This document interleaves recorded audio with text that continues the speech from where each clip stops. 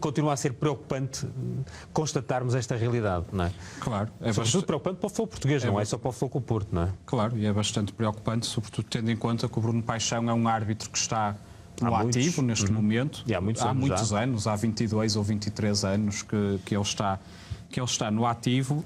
E a primeira questão que eu acho que se coloca é se é uma surpresa a revelação que foi feita. Bem, a revelação em si pode ser, agora o facto de ser uma ligação entre Bruno Paixão e o Benfica não me parece assim tão surpreendente, e eu recordo apenas 3 factos. 99-2000, o Porto não se tornou a primeira e única equipa em Portugal a ser hexacampeã, muito graças a Bruno Paixão e a uma celebérrima arbitragem num Campo Maiorense Futebol Clube do Porto, em que só há uma dúvida, que é quantos penaltis é que ficaram por assinalar a favor do Futebol Clube do Porto. O mínimo que se tem ouvido, e vendo as críticas da época, é 4 penaltis por assinalar. O Porto perdeu 1-0, se calhar com 4 penaltis, até podia perder 5-4, nunca se sabe. O mínimo é 4, mas há quem fale em 6, e eu próprio estive a tentar contar no YouTube, mas são tantos, é uma coisa... Não é fácil. Porque há lances, porque é verdadeiramente impressionante, há lances em que são 2 e 3 penaltis logo de uma vez sobre o Jardel, é uma coisa incrível. Outro, o Futebol Clube do Porto, entre 2010 e 2013, foi tricampeão e perdeu um jogo em 3 épocas para o campeonato. Em 90 jogos perdeu 1, o que é um registro absolutamente extraordinário, de que muitas vezes até os nossos próprios adeptos não se lembram, e é bom ter estas coisas bem presentes. E que jogo é que foi? Foi um Gil Vicente Futebol Clube do Porto, na época do meio dessas, a primeira época de Vítor Pereira, 2011-2012, em que o Porto perde 3-1 em Barcelos, com uma arbitragem que levou o Vítor Pereira, já após sair do Porto, a dizer em 2 épocas, aliás em 3, contando com a Kevin que foi adjunto, só perdemos um jogo no campeonato que foi contra o Bruno Paixão. Não foi contra o Gil Vicente, foi contra o Bruno Paixão. E depois, outro que se calhar a maioria das pessoas não se recordará tão bem, mas que é muito elucidativo do qual tem sido o papel de Bruno Paixão nesta lógica clubística. 2015-2016 está a acabar o campeonato da Segunda Liga. O Friamundo, na última jornada, ainda pode subir, e o Benfica B, na última jornada, está para descer. E há um Benfica B Friamundo arbitrado por Bruno Paixão. O Benfica B ganha 5-0, 2 golos são de penalti, curiosamente os 2 primeiros, os que desbloqueiam o jogo. No segundo penalti há uma expulsão por acumulação de amarelos. Aliás, acho que os 2 penaltis, até causou alguma polémica, foram provocados pelo mesmo jogador. E o Friamundo reagiu no seu Facebook desta forma: contra forças externas não podem existir argumentos. O resultado deste jogo foi que o Friamundo não subiu e o Benfica B não desceu. Por isso, tendo em conta este histórico, ninguém minimamente atento ao que é o futebol português pode ficar surpreendido em relação ao facto do Bruno Paixão ser apanhado nesta teia de relações com o Benfica, intermediadas por Nuno Cabral. E há outra questão que eu acho que é importante esclarecer. Eu já vi benfiquistas a dizer, a desvalorizar completamente estas revelações, dizendo: o Nuno Cabral limita-se a enviar informação para o Paulo Gonçalves.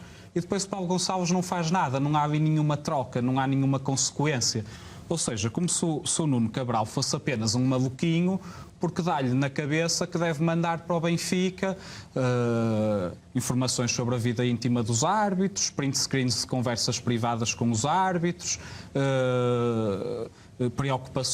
revelar preocupações dos árbitros com certas notas e mandar documentos relacionados com isso sem receber nada em troca. Mas é bom recordar, e eu acho que é sempre importante fazer isso, porque as pessoas vão se esquecendo com alguma facilidade do que já foi revelado ao longo dos últimos meses. E julgo que estes dados até foram divulgados, não foi pelo Porto Canal, foi pelo Expresso. Nuno Cabral foi, por exemplo, convidado pelo Benfica para a final da Liga Europa em Turim. Uma final que o Benfica perdeu, graças a uma brilhante exibição do nosso ex-guarda-redes Beto. E foi por sugestão expressa de Paulo Gonçalves a Luís Filipe Vieira num e-mail que o Expresso divulgou. E não nos podemos esquecer daquela célebre troca de e-mails entre Paulo Gonçalves e Mário Figueiredo, em que o Paulo Gonçalves se queixava porque o Nuno Cabral andava, que era delegado da Liga, nunca nos podemos esquecer, não era uma figura qualquer, era um delegado da Liga, andava a ser nomeado para muitos jogos do Chaves, que o Paulo Gonçalves até ensaia uma piada sem graça nenhuma, a dizer que ele ainda vai ser treinador dos Chaves porque estão sempre a mandá-lo para Chaves. E o Mário Figueiredo pergunta, então achas que ele está pronto para fazer um jogo no Porto e não sei o quê? E na sequência desses contactos, o Nuno Cabral começa a ser nomeado para jogos da Primeira Liga, recebe a prenda de ser o delegado do jogo em que o Benfica conquista esse título, que é um Benfica Olhanense, é nomeado para jogos do Porto B. Por isso, há mesmo aqui uma lógica de troca de favores entre o Nuno Cabral e o Paulo Gonçalves. Não é só o Nuno Cabral, que é um maluquinho que se lembra de enviar, quer ser um menino querido, sem haver... De forma voluntariosa, exatamente, não é? sem haver que receba nada em troca. Nenhuma. Claro. E agora há outra questão, que é: o Nuno Cabral é uma figura isolada, é, como o Bernardino disse, uma espécie de empresário de árbitros, um intermediário entre os árbitros e o Benfica, é o único. Nós já conhecemos pelo menos mais um, que se chama Adão Mendes, e que foi, pelo menos durante uns anos, uma espécie de ponta de lança do Benfica na Associação de Futebol de Braga, responsável, por exemplo, pela ascensão à primeira categoria, foi o próprio que o revelou, do árbitro Manuel Mota.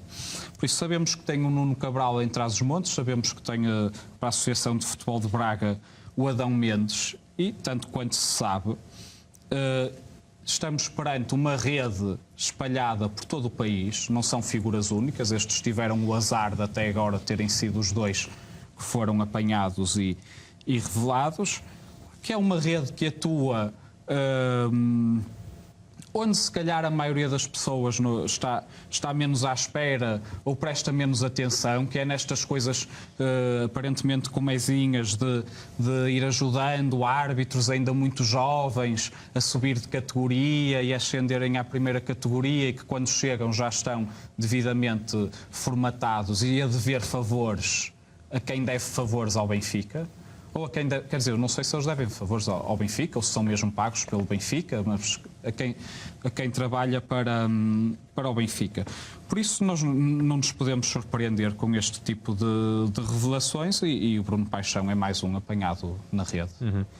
Bernardino, sobre esta paixão do Bruno Paixão.